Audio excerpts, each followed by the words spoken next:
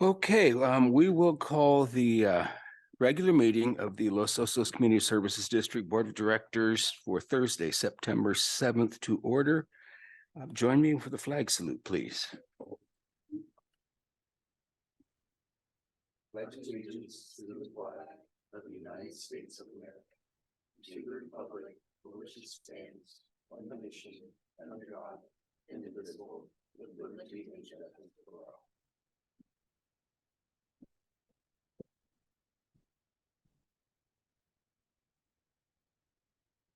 Could we have a roll call, please, Laura? Yes, Director Forquay. Here. Director Gatchell. Here. Director Womack. Present. I see Vice President Ohilsky there, so I'll mark him as present. He is here. And perfect. And President Sesenia. I'm here. Okay, thank you. With that, we have the announcement of closed session items, Public Employment Governance Code 54957B1, General Manager's Performance Evaluation. I don't know what else there is to say about that. We do have to take public comment on closed session items, yes, prior to. So there's no one here in the room at the time. Is there anyone online? There is not. Then we adjourn. We'll adjourn. Where are your fans? Okay, we'll adjourn to closed session. Thank you. Oh, Margaret's here. They're here on the board.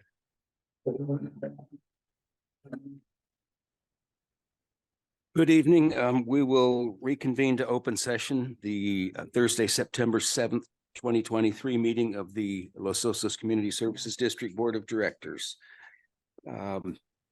Report out of closed session meeting.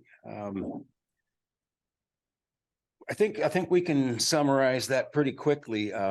We went over the general manager's performance evaluation, reviewed question by question with him, the comments, and he is under contract for the foreseeable future. And we're very relieved to make that announcement. I don't know, anything else that? No, I think that was perfect. Thank you, Ron, for an incredible year and all your hard work. Appreciate it. Yeah, particularly with the basin overflow. Yeah, it was a particularly challenging year. It has been 2023. But thank you all and for your support and the review.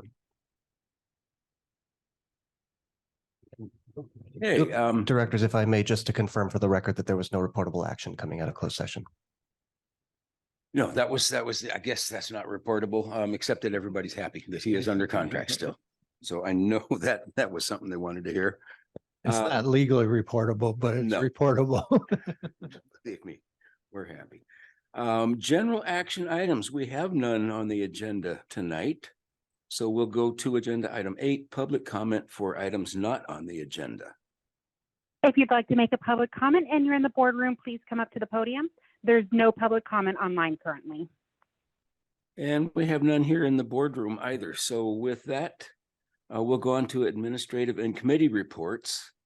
Fire department report. We have anyone online? I'm here. There it is. Oh, great. Go ahead. Good evening. Good evening, everyone. And Ron, glad to hear that you're still under contract. It's been a pleasure working with you. So for the reporting period, we had 131 calls for service, majority of them being medical. We did have a little structure fire out on Santa Isabel in the 1200 block the other day. A little shed outbuilding caught on fire. We were able to get that under control within about 5 minutes of arrival. No damage was assessed to any of the adjacent structures, only property loss only and no injuries.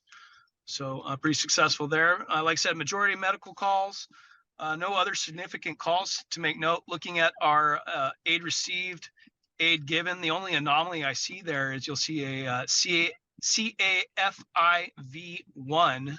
That is some sort of issue with our software. It's an anomaly that those letters designate 5 cities fire authority. They did not come to help us, and we did not go to help them. So hopefully we'll get that bug worked out of our program here. I'll move on to my board report. Let me just switch out of this window real quick here. And so for this period, like I said, we had that structure fire over on San Isabel. Our medic squad suffered catastrophic engine failure the other day, and we've had to take it into Perry Ford for extensive repair. Essentially, it's going to get a new motor. We expect that to be back in service by next month. But you will see another squad that we pulled out of the mothball fleet to kind of take its place for the time being until we can get back up and running. We conducted boat operations out in the back bay. So we're trying to get a new batch of employees kind of trained up on how to launch our jet ski and recover the jet ski. Not all of them are going to be operators, but all personnel at the station are expected to know how to drive the truck and trailer, launch the boat, and recover the boat. So if you see us out in the bay, in the back bay there, we're taking advantage of some of the larger tides and launching there off of Doris and doing a little bit of work in there. We started doing multi-company training for Battalion 1, which includes Los Osos, both Cayucas, the state and county fire station, and the Cambria fire station, the Cal Fire Cambria fire station. And we've also invited our cooperators, Morro Bay and Cambria, to participate when the drills are in their areas. And these drills will be rotating amongst those stations. So this month, Station 15, South Bay is hosting, and they've been doing some large water operations. They're flowing their deck gun and doing some portable monitor evolutions. The idea of the training is kind of get everybody that works together to train so that when we have the real thing, it goes smooth like it did the other day over on San Isabel. So I'm happy to bring that, and we're kind of leading the charge in the county on doing that with the multi-company stuff. So I hope everybody else takes note and jumps on board and gets going with it. So you will see some other units once or twice a month running calls in Los Osos, just doing the cover in behind. We're closing the application period at the end of the month. So far, we have a few candidates, and we're going to close it, and that way we can conduct a hiring and start filling some of our vacancies on the reserve firefighters. That is all of my report. Any questions? Yeah, I had a question. On item number 2 here about the medic squad 15 suffered engine failure. Yes, How old is that piece of equipment? that truck is a 2017. Is that So unfortunately, it was just outside of the warranty period by about 4 months. yeah, of course. Is that a standard period of time for engine replacement, or is that abnormal? It's not unheard of, but that engine should last much longer than that. So I'm sure a lot of it So- has to do with mileage too, correct? It's not a very high mileage vehicle. We're only living at about 70,000 miles on it. Basically, the number 4 cylinder had a catastrophic failure in it. And Okay. and so when it was idling on a call, when they came back out, there was a loud knocking sound in it. We took it into the dealership, and they diagnosed it we had metal shavings in the oil, which is usually pretty indicative of it's unreplaceable or not recoverable. Okay. So the engine will be replaced and then that vehicle will go back on duty. Correct, and it'll continue its service life. And Chief Province did So- do some shopping for cost on that, so. Yeah, essentially we looked at two different vendors. We ended up going with the dealership on it because we were going to be able to get the new engine sooner. We were looking at 6 to 7 months out of service time with the other vendor, and that would only save us about $3,000. Yep. So the cost of the repairs was right around the neighborhood of 23,000. Yeah, thanks for that question, Ronna, because yeah, thank you for that response. Any other questions from the board? Thank you for that report. Okay. I actually probably do have one other thing that I left off the report that I just thought of. We did have a fire up in Montana de Oro. I'm sure everybody saw all the fire engines. It was probably towards the beginning of August. It was on a foggy day up there. Fortunately, we did find some discarded paraphernalia up on top of the hill. It was about a mile hike in to get to it. The fog kept the fire in check. But we weren't able to find anybody that was directly responsible for it. But we are keeping an eye up on the area. But we were able to successfully get to the fire and put it out. Thank you and stay safe. All right, have a good day. Thank you. Okay, Sheriff's Department report. We have Sergeant Coyes online. Hey, can you guys hear me okay? Yes. All Excellent. right. Good evening, everyone. Elliot Coyes, Sergeant with Sheriff's Co-Station here. So looking at our numbers from this past month, it looks like we were almost exactly on par last month with the same time period last year. Almost the exact same calls for service. Excuse me.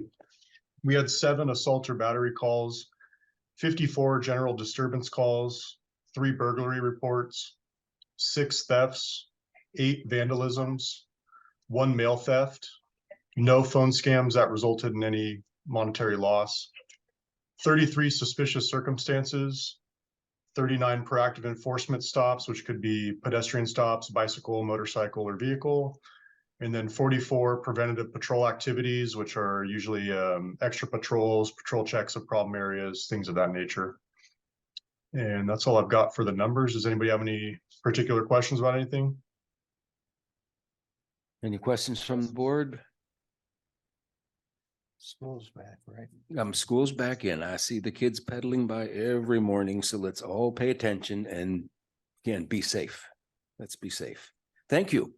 Definitely. One thing to add. So starting in 2 weeks, our work schedules switch around. We change every 4 months. So Sergeant Ron Slaughter will be a new sergeant out here from a different station, but he's coming to Coast, and he will be working on Thursdays now. I'll be working the other end of the week. So you guys will probably have Ron Slaughter for most Thursday reports. We look forward to that. Thank you. All right. Take care, everyone. Okay, Highway Patrol. Good. In Yeah, person. in-house. Made it tonight. Good to Thank see you. everyone. I want to start by introducing Lieutenant Tim Santoro. Hello. If things are changing on the highway patrol, that's just sort of par for the course for us. But I just want to make sure that you see his name and his face. Occasionally, we will share duties with the various Citizens Advisory Committee reports and community service district reports that we do each month. And so we kind of share those duties. And so I just don't want him to be unfamiliar to you. And so he will be sometimes for me when I'm on vacation. There was a time where I missed because of vacation because I didn't have anybody in his position. And so anyway, it's filled now and happy to have him. And so anyway, that's Tim Santoro. We appreciate that. Nice to see you. For our report for the month of August, we had 6 collisions. We made 2 DUI arrests, and then we had actually a 7th collision / crime where we had a gentleman get in a hit and run collision in the 1200 block of LOVR. The 1200 block of LOVR. He got in a hit and run collision in the parking lot there. We were able to track him to his house, actually kind of encountered him prior to getting there, made an attempt at running over one of our officers. He went inside of his house. We had a fairly extensive response at that point, tried what we could to get him out of his house. We're unsuccessful in that. He's an elderly gentleman. We had some information there could be weapons in the house and that he had access to it.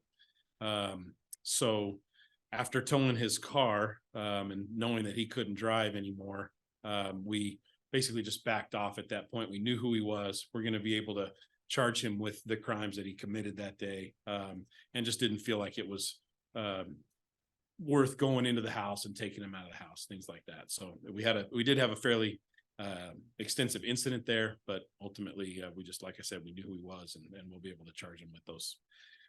We'll submit the report to the DA, and hopefully we'll get charged with those crimes. So kind of diving in a little bit deeper into the 6 collisions, we did have 3 of those involved injuries. 3 of them involved no injuries.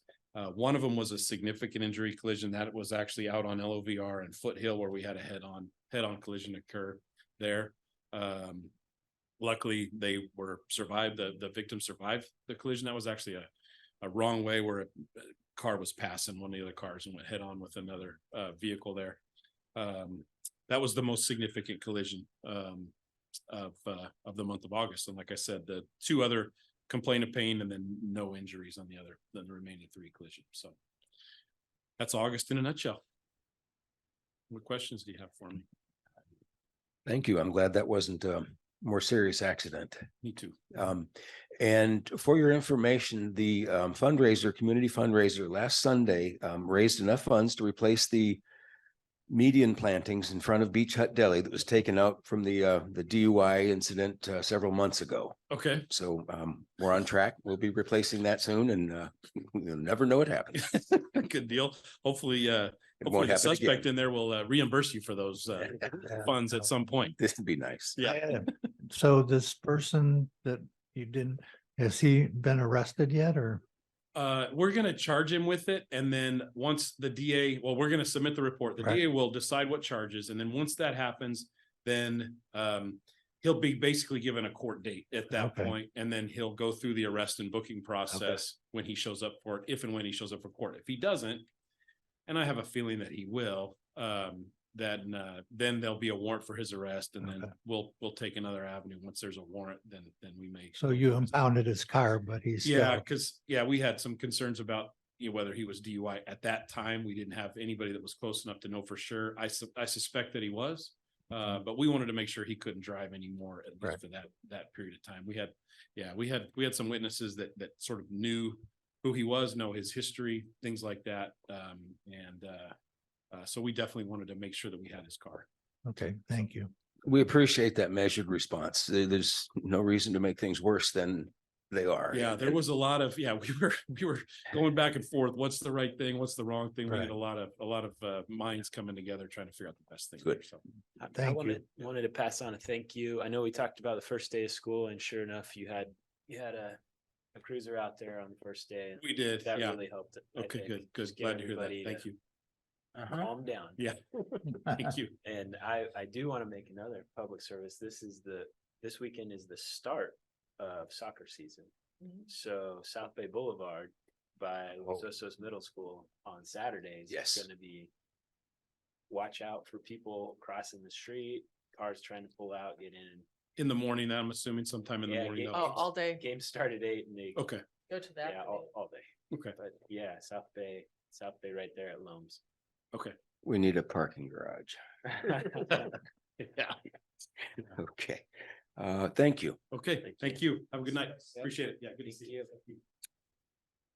Okay, the Utilities Department report is written here. If there are any questions from anyone. See, I did want to just call attention to some call things. attention to the CIP at the end of the report. We have the equipping phase of the Bay Oaks well out. Bids are due next Thursday. We're excited about that. And that the transmission water main portion is proceeding. We're going to be doing jack and bore under LOVR instead of trenching. So we'll have won't have the traffic control or the cost of those the repairs in that area. So it's going to be about even on how it works out financially, but it'll be a much cleaner project for us.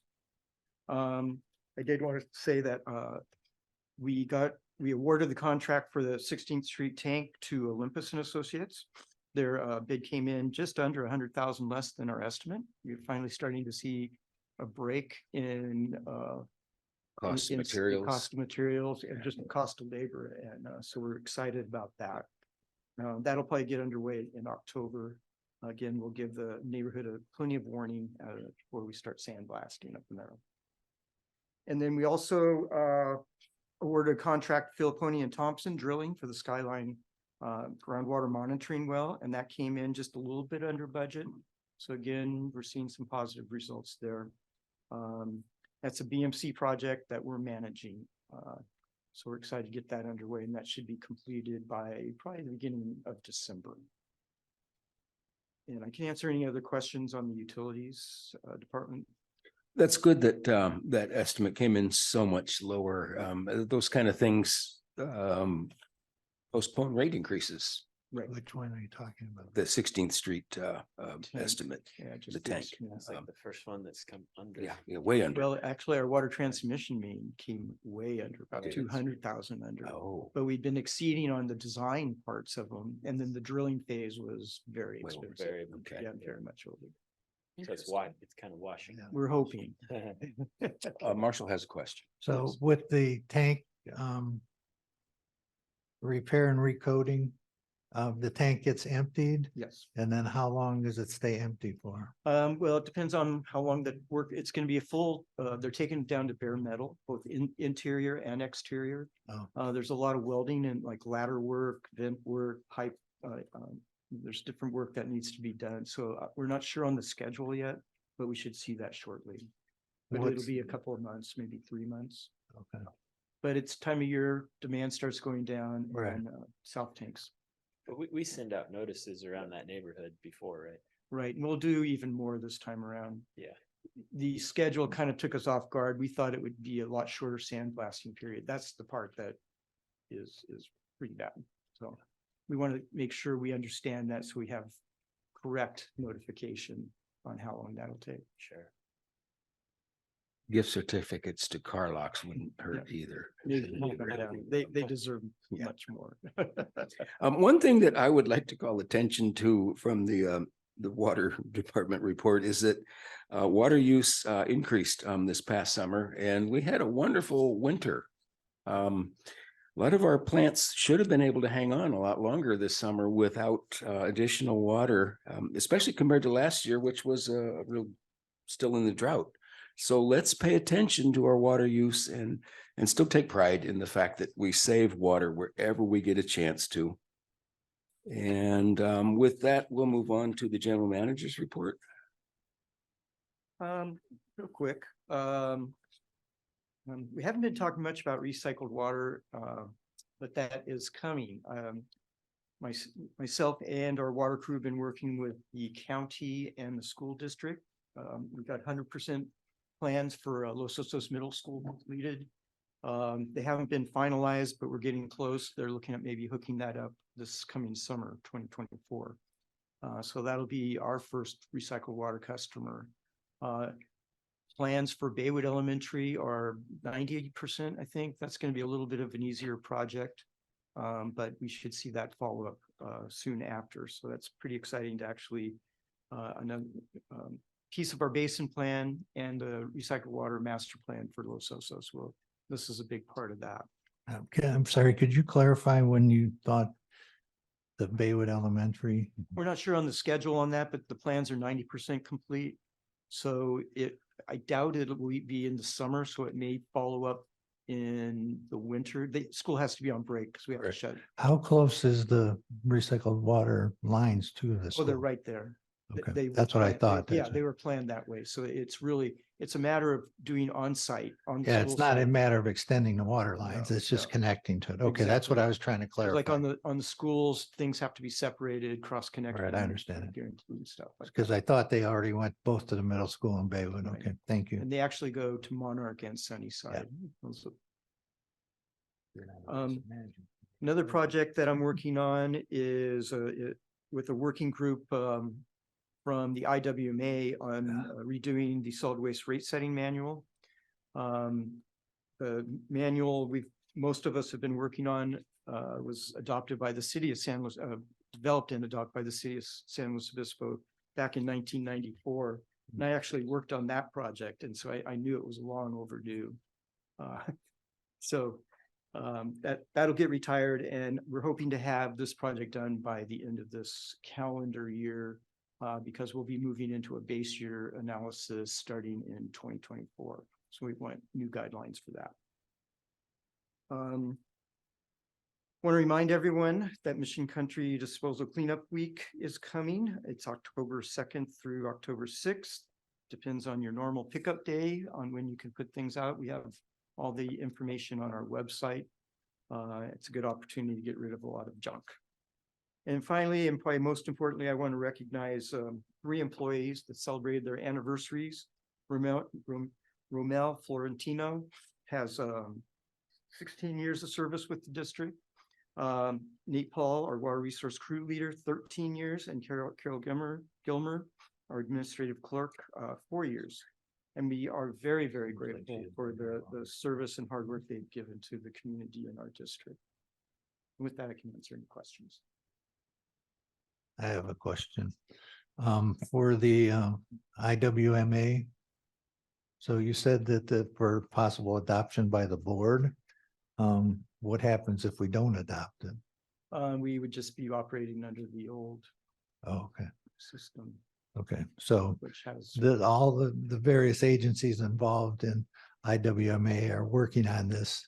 Right, and what they're looking at, it'll be up to agency by agency, whether they adopt it or Okay. however they want to handle using it.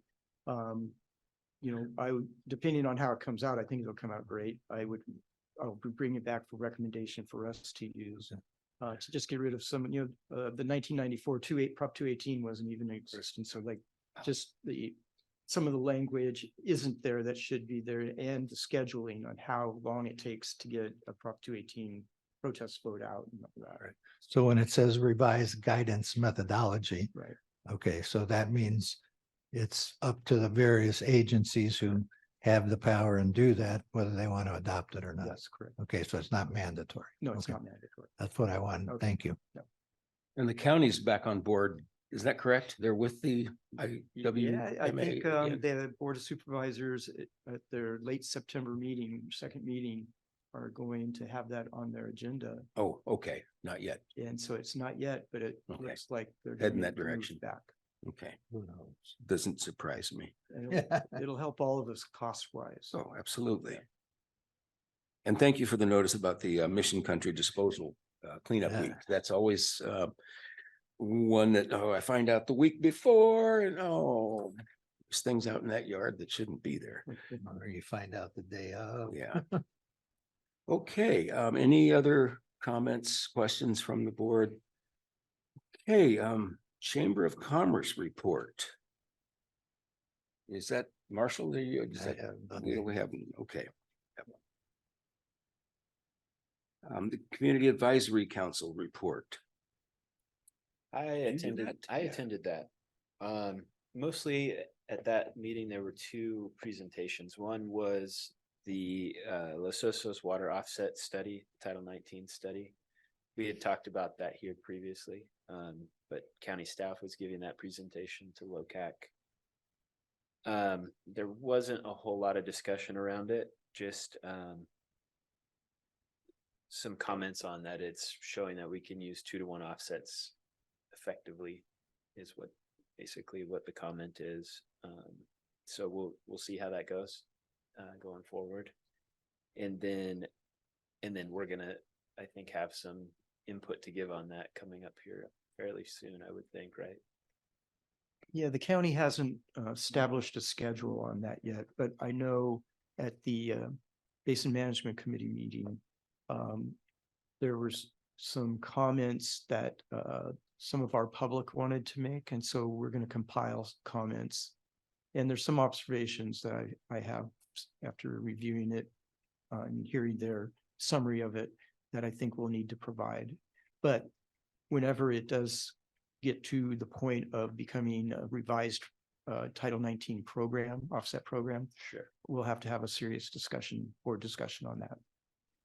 Yeah, so to be clear, like this was the result of a study that was done to look at the efficacy of offsets and what still can be done. The other big thing at that meeting was a slow cog presentation by Maria Kelly on the 2023 Regional Transportation Plan. SLOCOG is soliciting as much community input as they can get on that plan, and you can go to an online survey on their website. Besides that, that was two very long presentations, so that was about it. Okay, Wait, I just need to Yes. make a comment for everybody. I'm scheduled to attend LOCAC in September. I'm not going to be here that day, so I'm going to need somebody to fill in for me. So I'll deal with you. I can probably do it. I Okay, mean, I'll double check my calendar, but thank you. I think I can. It just came up today that I'm not going to be here that That's day. fine. So. Thank you. Just because he's mad at you for finance. know. maybe. Well, she recovered now. She's my Here best we buddy. go, here we again. Making it back. Parks and Recreation Advisory Committee meeting. We have one of those. Was that last month? Yeah. it was. Okay. Oh. It's kind of blending together. Mhm.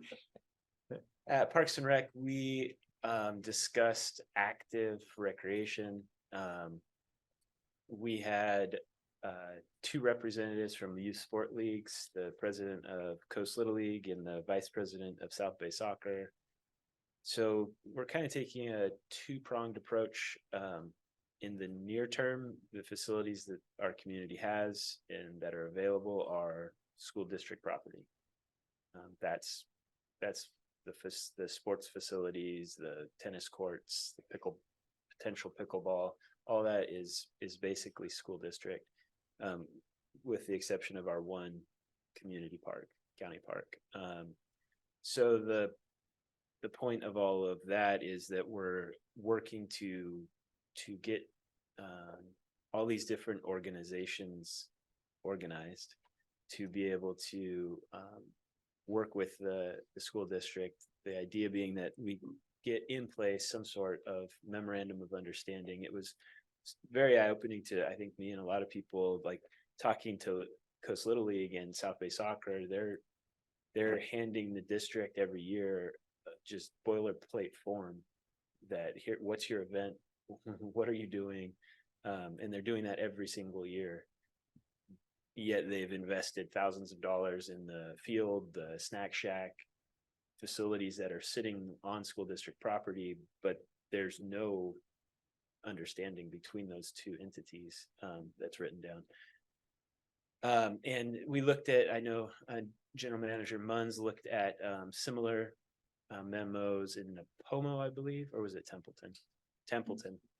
And Andrea Luker was very helpful. She's been a parks commissioner in the past, so we talked through some of those things. So that's where that direction's going. And the other side of it is, well, what does the future look like? And that future is really held with the community plan update and the master plan for the one park that we have. GM Munns is going to be working with LOCAC to form basically like a working group to help push that along. I don't know, do you have anything to add? No, to you that? explained it great. Yeah, so that's, we've had several meetings with a similar theme, and I do think we're making progress to getting to the point where we can go to the school board and or the staff and figure out how we can get some of these things streamlined for better facilities, basically. Los Osos Middle School, the fields are full of gophers and concrete rubble, and over here it's, the grass isn't necessarily maintained all that well, and there's a interesting wrinkle, which is the district has funding for after school sports. So like right now they're offering after school soccer, but at the same time our community has an organization, South Bay Soccer, that is offering soccer. And those two things are competing for space for practice fields and all at the same exact times. And that's a great example to me of like where some of this isn't making any sense. Appreciate you taking that on. The schools are a part of the community. They're the facilities that we have, and we need to find a way to maximize that use. It's the most cost-effective way to bring recreational opportunities that we just don't have. One other thing I want to throw out there just to kind of get it in people's heads is we discussed Sunnyside School a little bit at Parks and Rec, and the possibility of the school district wanting to divest that property and maybe the county wants to pick it up or something. That actually got brought up to Supervisor Gibson at the LOCAC meeting, and he didn't answer that really directly, but it didn't sound like they were in direct communication at this time. But I think that's definitely something that maybe our committee could be part of. If that is something that the school district is looking at, that's vitally important for Parks and Recreation for Los Osos. Do you know from the school district if they are looking at that? I don't. But. 'Cause my it's one more understanding piece of the was- pie, it's like, it kind of these two different things kind of connected. Yeah, I thought they earned income from that, from renting it out. I'm sure they do. I don't know. It has something to do with more bond money coming and they have to spend it on every school and they'd rather not spend it on Sunnyside and Oh, okay. spread it out. Is my understanding. I'm sure that would be a really interesting topic of conversation Mhm. with the superintendent. So anyways. We are. Okay. Utility Advisory Committee meeting report. We again talked about the Title 19, that report from the county that's out. And we're going to be talking about it a lot. There's a lot there in terms of assumptions, the numbers of old appliances, old fixtures that could possibly be retrofit. A lot of assumptions and not a lot of meat in terms of the verification for the permits that might come out of that. So, and if I remember right, I think they found potential for, was it 84 acre feet with indoor Boy, it was 118 total, right? And then, and Right. some outdoor Indoor, use that we right. really are not. So it's like 30 something and 80. Yeah, yeah. So the outdoor use, I'm not inclined to really be in favor of wanting to even grant credits for that. It's too easy to change and modify. So there'll be a lot of discussion. There's gonna be a lot of discussion on that issue coming up. Anything else that you No, recall it's from pretty that? much business as usual, except for that. Yeah, update on Right. our projects and CIP and that kind of thing. Finance Advisory Committee meeting. You got a full committee, pretty much, almost. I'm about to. Can we, that's a question. Maybe we should ask it. So Matthew says he has two applications. Right. And to me, they both look good from my point of view. I like the more eyes we have on our finances, the better. Do we have to stick with one per director? Can we just have a floating? Think we committee member. have, and Laura, correct me, I think we only have one opening. We only have one Right. opening. That's our problem. That's our problem. Can we have Two a applicants. floating? Each member appoints one. That's, Can I appoint two? no, the bylaws state one per member. You Oh, can influence the director's choice. well, I'm very appreciative of the people we have and I think they both would provide good input. So my preference would be to make the committee a little bit bigger. Oh. We'd have to amend the bylaws. Right, yeah. There's a choice to be made, but the good news is that we're gonna have a full committee. That is good. So yeah, we had a good committee and quite a bit of discussion. The new thing is our the new bond investments. So that's being feathered into our financial statements. So that was interesting. And the committee voted that we should approve the warrant register and receive the financial reports. And yeah, once again, I'm very appreciative that we have a full committee. They asked a lot of great questions. They did. That's a lot of questions, yeah. Okay, let's see, Emergency Services Advisory Committee. Did you meet? Yep, we met our quarterly meeting. We had an update from the chief that was very, very informative, I thought. We had a big picture discussion about the facility improvement and all that kind of stuff that we're going to be dealing with down the road. The big thing that on our agenda was the proposal to conduct a standard of coverage assessment, which is on today's consent agenda somewhere. Yes. Item 11G. So we had a discussion about that.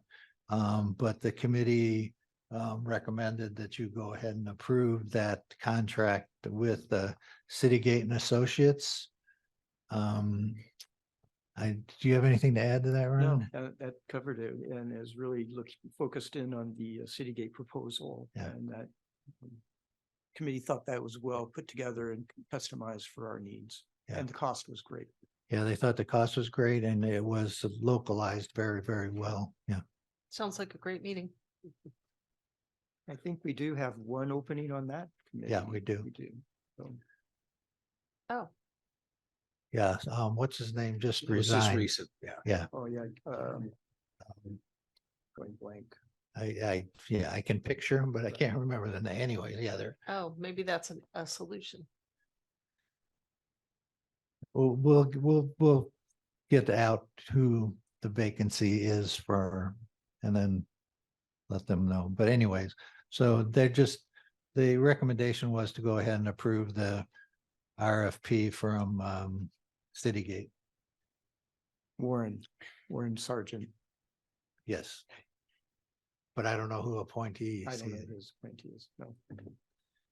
Could be mine. Chuck is the appointee.